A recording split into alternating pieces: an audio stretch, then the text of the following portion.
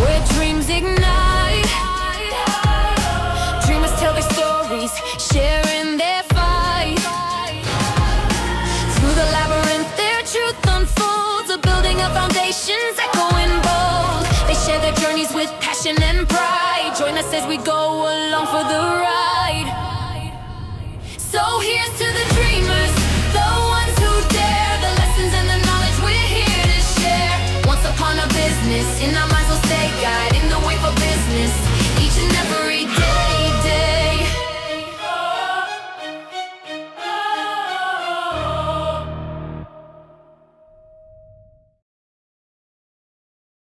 Hi everyone, I want to welcome you back to Chapter 5 of Once Upon a Business.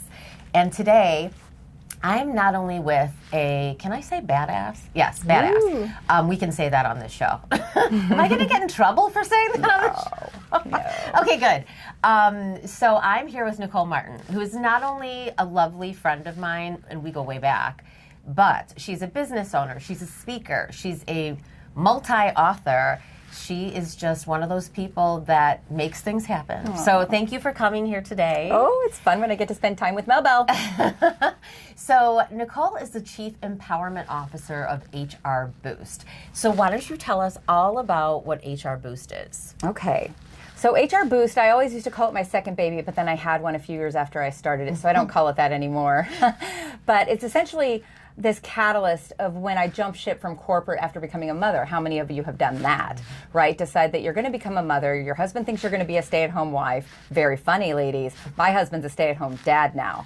So we didn't see that coming, but ultimately I thought I was going to have my cake and eat it too. Many of us go and get our credentials. We work hard, right? And I decided I'm going to consult, right? Keep my credentials alive, keep my brain alive, etc.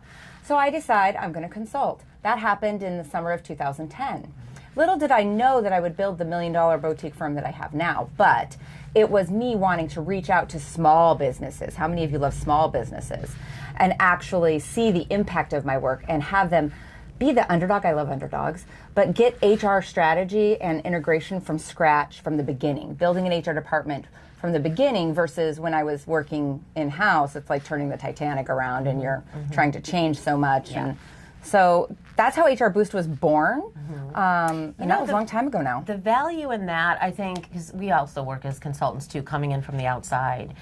You can see a lot of things. That there's always blind spots for everybody. Yeah. But to be able to come in fresh and say, okay, like, have you thought about this? Have you thought about that? So that's highly valuable for companies to have someone who's an expert. And you learn things over time with your clients that you can apply to your other clients, right? Well, we like to think that, like the competition, for example, they do HR by PDF, which I'm opposed to. We don't do HR by PDF, where it's like one size fits all. It isn't. No, yeah. HR should be built outside of the systems that exist, and systems should be put in place only to standardize, decentralize, and roll it out. Yeah. And so a lot of people don't know what HR is, and we always walk in the door, free consult, to say, what is HR to you? Yeah. Because HR's a lot of things to a lot of different people. We come in with education first and then fill in gaps and voids to say, well, this is really what HR is. Yeah. This is what we think you should be conversant in. We like to empower business owners so that they are conversant in our world and they can make wiser decisions. Yeah. They're empowered with information versus, every CEO I've ever worked for doesn't ask the question until it's too late, which is triage and lawsuits and defense instead of, oh, this is something we could do proactively, preventatively, and also from the values of the leader. Every business can actually be expressing that culture invitation from the founder. And if you can get that, that's magic in terms of attracting the type of people what talent is for us. As long as you have a good founder. Well, every founder's good. We're in capitalist America, honey, so I'm a big fan of capitalism. Yeah. I think founders I am too. can be experts at whatever they do, right? True. Well, and then they build mini empires if they're good, they're experts. They're going to have maybe 10 people, and drama starts around 20 people, and then it requires role clarification and understanding how everybody's important and put their handprint on this. But HR infrastructure is what holds that up. Yeah. And many people don't even understand they're in federal law, not to mention around Illinois, county law, all these things that they're obligated to do before they even reach 20 employees. True.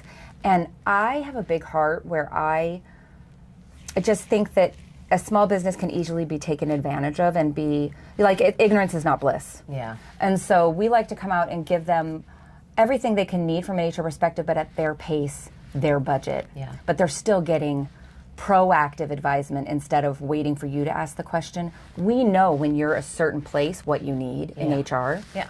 And our HR model then flexes as you grow, hopefully. Yeah, that sounds like a good plan. So how would you define HR? Because you said most people don't really understand how would you say it? Well, most people think it's like the police department or the therapist's office, right? Yeah. And I think that's a misuse of HR. HR really can be a profit center for a business, especially if it's working collaboratively with whoever the finance mind is within the organization to really understand how do we tap into the discretionary love of what people do every day. If people love their work, you're not going to ask them and have to ride them. You don't manage people. Yeah. Everybody thinks I'm a manager of people. No, you're not. People do what they want to do. Sure. You are responsible for managing process. Did you build the process? Did we make it clear? Does everyone understand what the process is? Yeah. And that's where things can get really disjointed, especially when you decide to build a system in a company and hire somebody else to put software in place when you didn't build the process first. I get it. So what sort of companies, organizations do you work with? You know, it's really become more industry agnostic now. Good. I came up in financial services and manufacturing. I love manufacturing. It's meaty. So do I.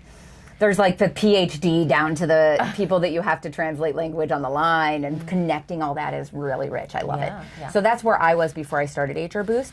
But then over the years, 15 years now, we've touched every industry. I would say it's much more a psychographic, I like to call it, or a behavioral profile. So the top 10% of CEOs that want to be the best and brightest companies to work for, and you can be a best and brightest company, third party recognized. I serve on the national boards, even when you have 10 employees. Oh, wow. And so getting those benchmarks when you're trying to compete against the best is awesome, because you can get seasoned talent coming where they can do more within your company, wear more hats instead of being specialized on a large company, which is a competitive advantage. So yeah, if you think of where we've touched, it's been healthcare, high growth, fast growth, companies that are trying to really do something where they're scaling quickly. My first retainer client were two guys who were in engineering design. These are the guys who actually, their client was GoGo. They actually, all the plugs that you plug into on the airplanes now, they designed that. And that's why you have that today. And I was back, I'm getting the age myself, but like 2010 to 2013. These are guys who wanted to, they have a $10 million engineering firm. They decide they want to double their size. Every founder that's been around for a while, they want to do this. They want to scale. Well, these guys really did, and they hired people like us, and we end up getting in there, and they scale to 28 million and then sell for 58 million within 36 months. That HR model that has to flex from when you're 20 employees to 250 on 2 shifts with a manufacturing division, it's very robust, and it flexes so fast that small middle market business, they either hire someone that's underqualified for the job and can get them into trouble, but a good person that's trying, or they end up hiring an expert that doesn't want to go back into the weeds and implement and do anymore. And so we feel the problem where we come in with the strategic head and the tactical head and an implementer, and they work together as a dedicated team to turn on the parachute that you need when you need it for a locked price that's less than a full-time person. Yeah. And that's the beauty of, contractors who take that function. That's what we do. Yes. We come in at and I'm not going to say a small fraction, but a lower percentage than a full-time employee who you're paying benefits for, and health insurance and retirement and all the things. Plus you're getting the ability to staff a division maybe in your department that you don't have. Yeah.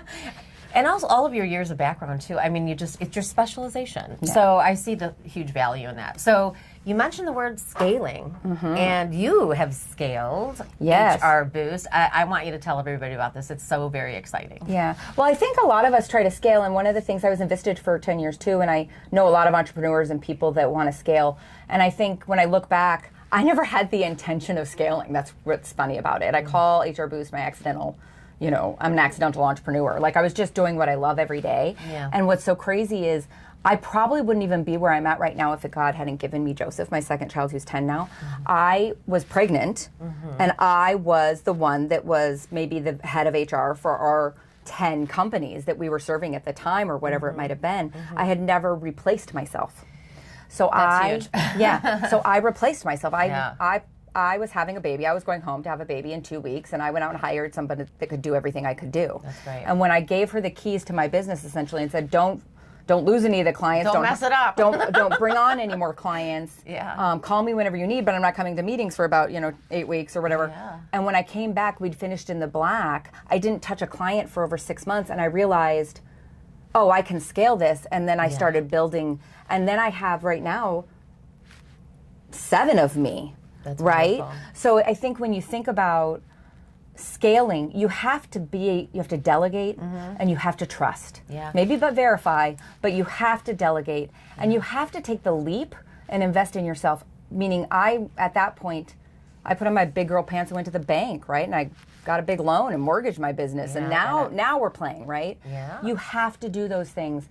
But the hardest thing for entrepreneurs is really letting go. I think. I was just going to say that is, and I was that too. Like for the longest time, like I felt like I'm the one, and I can't always be the one. No. I too have an amazing person that could literally take over, and it's definitely a big step for a business owner to let go of the control, because even though control has a negative connotation, you have to have an element of control. You're managing something and you want it to go the way you want to go. So I love that you did that, and now there's seven other. We have a boutique firm, but not all of them are as energetic as Nicole. Well, and I think that's why you end up getting people to work for you, because you're you, whoever you are, and nobody wants to be you.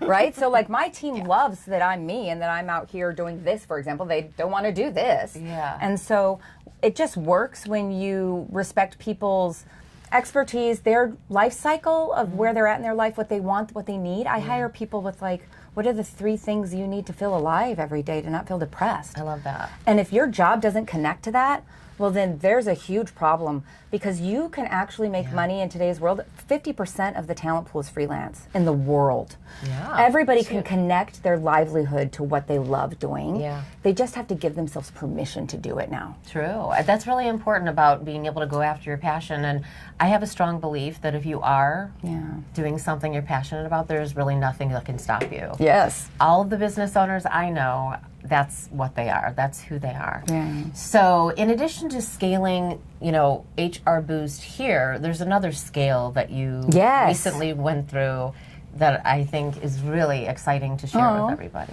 Well, so what happened was I had this big, hairy, audacious goal, which is you ultimately build a business and then you realize that it's bigger than you, and then it's like this beast that just hums whether you come to work today or not. It's like humming, and there's stuff and business is coming in and your people are doing it, and you just got to make sure everybody's paid, right? And I think when that happened, we had a big dream. We lost everything during 2020 like everybody else, right? You're hitting your goals, you're really close, and our big, hairy, audacious goal was to be $1 million firm and hit the $1 million, which 2% of women do from scratch to $1 million. When I found that out, I cried. And so we finally hit it, and then we lost it all. And we basically hit the big, hairy, audacious goal within 6 months. So early 2021, we hit our $1 million. And I remember sitting at my desk going, like, in disbelief. Like, this was supposed to be my lifetime goal when I'm like, I don't know, I saw it as like my pinnacle, right? And I hit it at like 40, I think I was 43 or 44 years old. And when I hit that, I was like, oh my God, we did it. Because that was enough for me. I love the size of my team. I love knowing all my clients and my team. And I didn't want anything bigger than that, honestly. I'm really quite happy with my tribe. And then I needed something, though, a new goal. And I went soul searching because I'd already hired 10 people out of state. And it's when I met with a franchise attorney. There's 6 of them in the state of Illinois. And I said, what's the difference between hiring a bunch of people out of state versus franchising? Yeah. And when I left the lunch, she goes, well, you're franchising. I said, no, I'm not, right? But she handed me a book. And I read the book on the beach in Destin with my husband for anniversary. This is how neurotic I am. And I got all this legalese and I read it and I said, oh, that's what I want to do. I did this being a mother, being the mother I want to be first. My first client were my children. And then I saved a bunch of HR people that were unhappy with the grind and came, and now we're doing awesome work that we love, and we feel meaning in our work and beauty, and we complete things and we move on and we start, we work ourselves out of jobs to help more businesses. And when I looked at all the love that I'd created, I was like, what about the person that is like me out there that doesn't think they can have what I have? What about the woman and it wasn't just, I'm not a feminist, I believe we need men and women, results and effort, but what about all these other people that think they can't do this, that think they can't have their cake and eat it too, love what they do, earn good money, and build a business? And I'm telling you, I did not do it full time. Right? So when I started my business, it was very part-time around the baby's nursing schedule and everything else. And when I look back, I'm like, if I can do this, anybody can do this. Well, Melbo. I love that you're going to give people hope that don't think that they can do it. I think they can. In fact, you and I both know if you jump ship from corporate and you get a job offer today, would you take it? No. Do you see that? No Both. way. Not for sale, not for hire any longer. Yeah. Once you know you can replace your salary with your freedom, that's why freelancing has grown so much. And I think my dream now is to just find more people out there who are HR experts who have been tied to a job, chains, and unhappy, by the way. Many of them are unhappy right now. Yeah. And if they can find me, I want HRBoost in every backyard so that every small business can have that resource, that fourth option. Yeah. And that's my dream now. By the time I retire, I'm going to find, my goal is like right now very small. I want my first 4, they're going to get me, right? Our first 4. And I think what I have run into, though, is people who aren't willing to make, there's all this fear.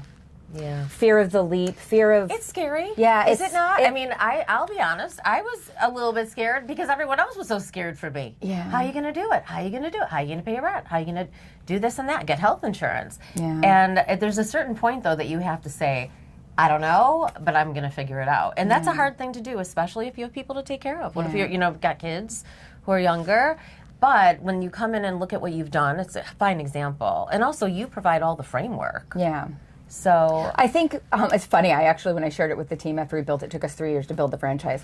I'll never forget one of my boosters who read through the whole thing first because she was helping with the training development, which is done now.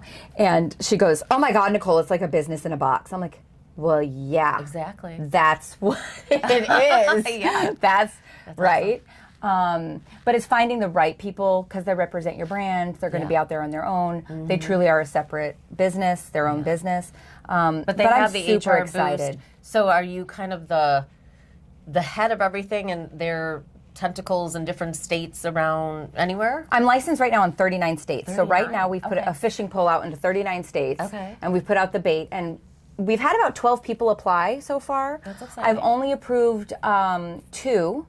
And the 2 are in the process. Okay. But it's where they have to decide to write the check, right? Write the actual check for the franchise, and then travel to Chicago for the 49 hours of training. I think some are finding me closer now. I have a meeting with someone next week in my office from Vernon Hills, which is really close. That's and so nice. it's just going to be where I don't want quantity. No. Quality. Right, I want quality. Yeah. So I've put it out there. The right person will find me when it's time. Yes. In the meantime, business hums right here in Chicago, and we're busy. Yeah. And I'm still very involved. I'm the primary rainmaker for that, and so I love it. Though, I think the most important thing I can say is I want my boys to love what they do. Right. Yeah. And I grew up with a working mother, a single mother household, but I do know that one thing I learned through osmosis, I think, was just that you've got to love what you do. Yeah. Because you're going to do it every day for God knows how many years. There's a number out there I've read. It's like 64% of people hate their job. Which is disgusting. I feel sad. If you're one of those people and you like HR and you're in HR, yeah. Go to HRBoost. Yes, you should connect. Yes. Well, it's HRBoost US, right? Well, so I have HRBoost, which is our primary first Right. business. And then when you file a franchise, you're a separate business entity entirely. So my second FEIN, so to speak, technical, is HRBoost US Franchising LLC. Okay, great. And so it's right on our website. We have HRBoost, HRBoost Plus, which is all of our plug-and-play HR and products and core services you can buy a la carte, plug-and-play. Yeah. And then we have HRBoost. People read it as US, which is fine because it's in the United States.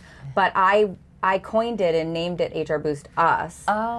Because I cried when I did that, when I thought, what will I name the franchise? And it was because it's going to be us. It's going to be us, no matter if they're another business owner or not. You create your partners now through shared values. And the culture invitation will be that they're not on their own, right? When you're a franchisor, I believe that it's important to support your franchisees. Yeah. And I think that that's something we're going to do that's pretty distinct and unique and different. That's exciting. That's really exciting. It's huge. Yeah. It really is. We actually had the honor of doing a video of Nicole. We'll actually share that too, along with the podcast. She did a beautiful job. We had her all over her office. Yes, that is by Vicarious Productions, yes. So let's switch to, I love talking about lessons learned and things that you can share with other people. You know, the audience is everyone, of course, and I think a lot of people like to know who the owner is, but also maybe people who are considering going into business for themselves. What are the things that you could share as far as lessons learned about being an entrepreneur? And taking the leaps that you need to take? Yeah, I think, you know, women work through things very emotionally versus where men, I've worked for men who sell things that they don't have to sell and then hire someone like me to come and do it after they sold it, right? Yeah. And so I think as a woman, it's been uniquely an experience for me where I've done a lot of reflection over the years to just see yourself in the mirror and know what your capabilities are. And sometimes it's the people around you who show you. My first client became my investor, right? And I remember laughing in his face when he said I was in business. Really? Yes.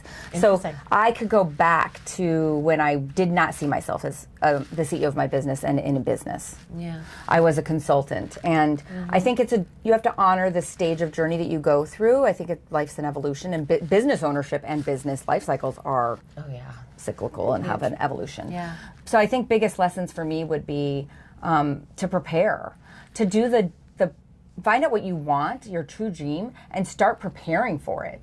And I did that. I went through a Goldman Sachs 10,000 Small Businesses program. I learned all about financial modeling and forecasting. I have my degrees, obviously. And then I went out there and tried it on, right? I practiced. I was consulting for 3 years probably, just butterflying through it, covering my expenses personally, but I hadn't hired employees yet.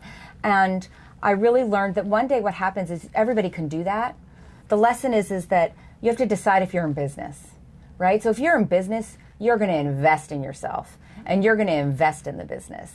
And that's a big lesson. The sooner you can do that, the faster you will grow. Had I taken the leap, had I gone and mortgaged my business 5 years sooner, I would be two times further than I am right now. And I think those are big steps, and I would have done those things sooner. Yeah. I would have also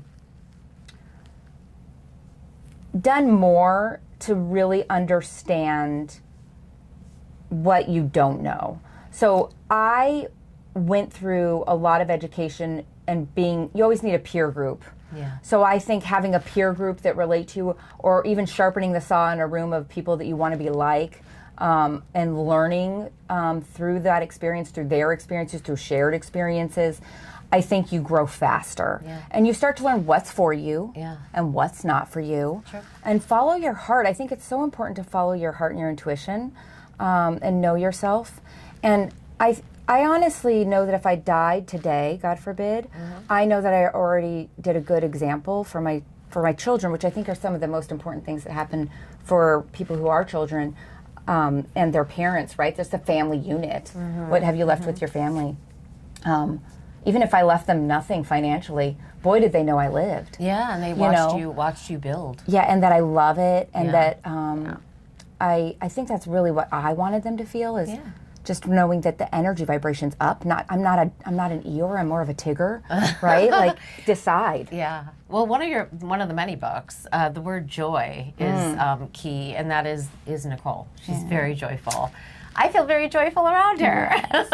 Life's too short. It is. You have to. So get out there, find your passion. Yes. Give yourself permission. Yeah. Yeah. It's big. It's big. We need to lessen that 64% to 0 would be good. I think the best way to let somebody know that they can't have you is to leave. Yeah. And that goes for a job too. So any closing thoughts?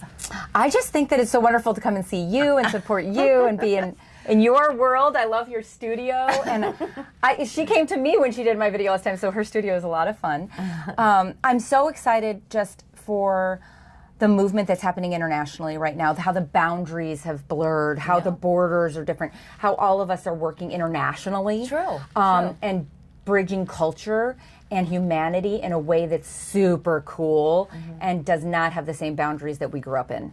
The ladder was hacked like a long time ago. It's a lattice now, and I think we're all have the ability to lattice and and support one another. And I think you cannot just build your company now with employees only. Yeah. You have to do it with partners and vendors and Yes. shared Yeah. collaborators and like you said, a network of people, Yes. like-minded people. I mean, you did Vistage, and actually before that, we used to do, the Business Leadership Exchange. Yeah. was it Business Catalyst? BLE. BLE. That's where Nicole and I met. Oh God, that's ancient stuff. I know. This is like, I don't know. It's a long time ago. I know. It all goes by fast though. It does, but you're right. Like surrounding yourself with people who just Yes. have goals, and then you know, the entrepreneur. There's something about an entrepreneur. Once you reach a goal, Yeah. you set another goal, and I Yeah. can't wait to see what you do. Be like little serial entrepreneurs. We need one in every state, every Right. one of those 39 Like, states. it's like the books.